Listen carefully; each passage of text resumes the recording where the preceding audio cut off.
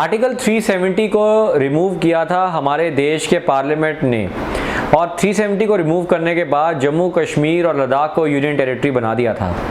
अब जम्मू कश्मीर को ये दोबारा स्टेट बनाने की बातचीत चल रही है और उसके रिस्पेक्ट के अंदर एक डिलिमिटेशन कमीशन आया है जो ये डिसाइड करेगा कि जम्मू एंड कश्मीर के अंदर कितनी सीट्स होनी चाहिए जो आने वाली असेंबली के अंदर होगी।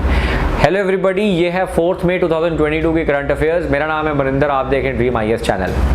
तो देखिए, delimitation commission article 82 of the Indian constitution के अंदर मेंशन है और राष्ट्रपति हमारे देश के जो है इस कमीशन को जो है अपॉइंट करते हैं। इस कमीशन के अंदर जो एक्स जजेस होते हैं सुप्रीम कोर्ट के, वो इस कमीशन को चेयर करते हैं और ये कमीशन का मेन काम होता है कि कैसे हम कॉन्स्टिट्यूएंसीज को डिफाइन करें जहाँ पे इलेक्शंस होंगी। अभी जैसे पहले क्या होता था, 83 कॉन्स्टिट्यूएंसीज होती थी जम्मू एंड कश्मीर के अंदर, अभी उसको बढ़ा के 90 कर दिया गया है और ये कोशिश की गई है कि जैसे 5 कॉन्स्टिट्यूएंसीज लोकसभा में जम्मू कश्मीर रिप्रेजेंट करती हैं तो हर कॉन्स्टिट्यूएंसी के अंदर 18 मेंबर्स हों।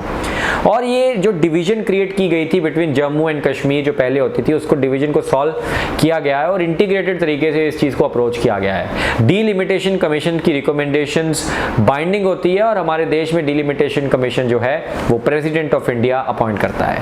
थैंक यू एवरीबॉडी, ये थी पहली खबर। सेकेंड न्यूज़ आ रही है इकोनॉमी में से। हमारे देश के एग्रीकल्चर एक्सपोर्ट्स की अगर हम बात करें, देखिए सबसे पहली चीज़ ये समझने की बात ज़रूरी है कि हमारा देश एग्रीकल्चर सेक्टर में एक्सपोर्ट सरप्लस में रहता है। मतलब हम एग्रीकल्चर में ज़्यादा एक्सपोर्ट करते हैं एज़ कम्पेयर टू एग्रीकल्चर में हम इम्पोर्ट करते हैं। अब ये जो एक्सपोर्ट सरप्लस में हमारा देश एग्रीकल्चर सेक्टर में रहता है, इसमें एक अच्छी खबर ये आ रही है कि for the first time in the history of India हमने $50 बिलियन की एग्रीकल्चर एक्सपोर्ट क्लॉक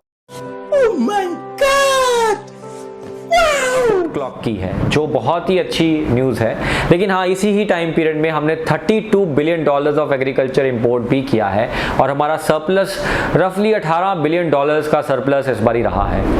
हम जब एग्रीकल्चर एक्सपोर्ट की बात करते हैं तो मेन जो प्रोडक्ट हम एक्सपोर्ट करते हैं हमारे देश में वो है राइस हम सबसे ज़्यादा एक्सपोर्ट करते हैं और राइस के अंदर भी हम ज़्यादा नॉन बासमती राइस एक्सपोर्ट करते हैं और सेकंड पे हमारा बासमती राइस आ जाता है। सेकंड जो रैंक होल्ड करता है हमारे एक्सपोर्ट के अंदर वो है मरीन प्रोडक्ट्स, यानी कि फिशरी बिजनेसेस, फिशेज हो गए, इनलैंड फिशेज होगी, ये बहुत एक्सपोर्ट करते हैं।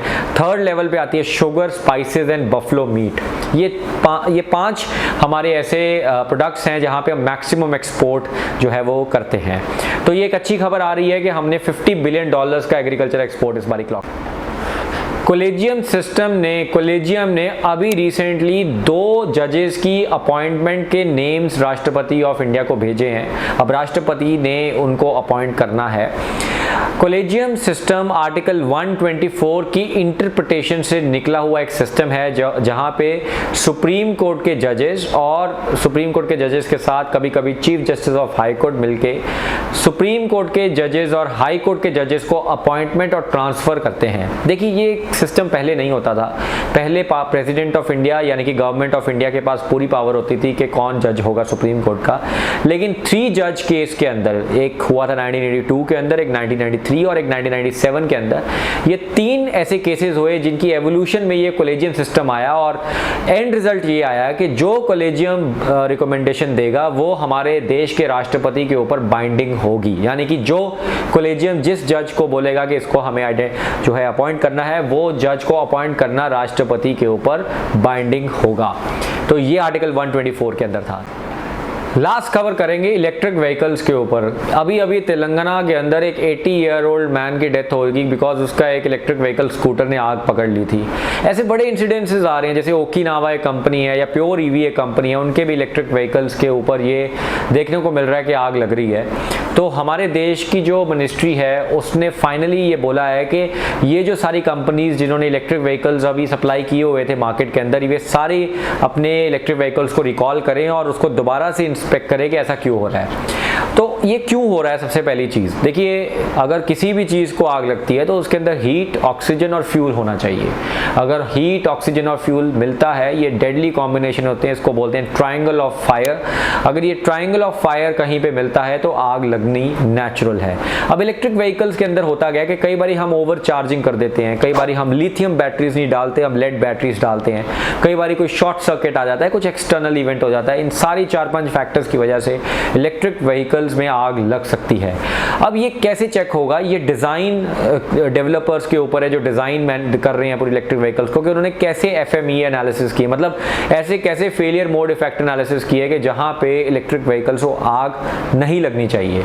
अभी देखने का मतलब ये है कि जो ये इंपोर्ट कर रहे हैं सारे लोग, चाइना से आ रहा है, वो बहुत ही कम FME एनालिसिस करते हैं और डायरेक्टली ही इंट्रोड्यूस कर देते हैं इलेक्ट्रिक व्हीकल्स को मार्केट के अंदर, और फाइनली जाके इलेक्ट्रिकल व्हीकल्स जो है वो ऐसे एक्सीडेंट्स देखती हैं। तो हमें चाहिए कि ऐसी कंपनीज के ऊपर हम थोड़ा सा रेगुलेटरी रजीम को और स्ट्रिक्ट करें, ताकि जो हम चाहते हैं कि इलेक्ट्रिक व्हीकल्स आए और क्लाइमेट चेंज और पेरिस एग्रीमेंट के अंदर जो कंडीशंस हमारे देश ने इंप्लीमेंट करनी है वो इंप्लीमेंट हो, और इलेक्ट्रिक व्हीकल्स भी चलें, लोग इलेक्ट्रिक व्हीकल्स को परचेज करें विदाउट फियर, विदाउट थ्रेट। ये थी हमारी 4 इंपॉर्टेंट न्यूज़ आइटम्स। आप देख रहे थे ड्रीम IAS चैनल को लाइक, शेयर और सब्सक्राइब जरूर करिएगा। Thank you.